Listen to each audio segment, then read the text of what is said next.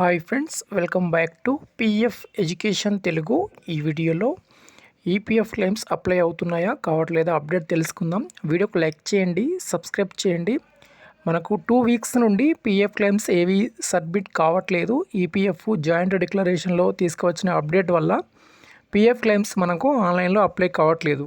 కానీ ప్రస్తుతం అయితే మనకు పిఎఫ్ ఫైనల్ సెటిల్మెంట్ కానీ, ఫామ్ 10C కానీ, అడ్వాన్స్ క్లెయిమ్స్ అనేవి ఆన్లైన్లో అప్లై అవుతున్నాయి. సో ప్రస్తుతం నేను ఒక క్లెయిమ్ ఇక్కడ అప్లై చేశాను. క్లెయిమ్స్ ఇక్కడ కొన్ని మీకు చూపిస్తాను. ఓకే ఫ్రెండ్స్, ఇక్కడ మనం చూస్తున్నాం ఇది. సో ఇదైతే అడ్వాన్స్ క్లెయిమ్ ఇక్కడ నేను అప్లై చేశాను. సో పిఎఫ్ క్లెయిమ్ అయితే ఇక్కడ సబ్మిట్ అయింది. కానీ ఫామ్ 10C అప్లై చేస్తున్నప్పుడు చాలామందికి respected date of exit not available అని మనకు కనిపిస్తుంది. సో ఫామ్ 10C అనేది అప్లై చేయలేకపోతున్నారు. కానీ ప్రస్తుతం అయితే ఫామ్ 10C కూడా అప్లై అవుతుంది. కొందరిది అయితే కావట్లేదు. సో ఇప్పుడు నేను ఇక్కడ ఫామ్ 31 కదా. సో ఫామ్ 10C కూడా చూపిస్తాను. ఇప్పుడే అప్లై చేశాను. ఓకే ఫ్రెండ్స్, ఇక్కడ చూసినట్లయితే మనం ఇప్పుడు ఫామ్ 10C అంటే పెన్షన్ కూడా అప్లై చేశాము. సో దానికి సంబంధించినటువంటి డేట్ టు టైం అనేది ఇక్కడ మనకు కనిపిస్తుంది. ఇప్పుడే మనం ఫామ్ 10C కూడా అప్లై చేసాం.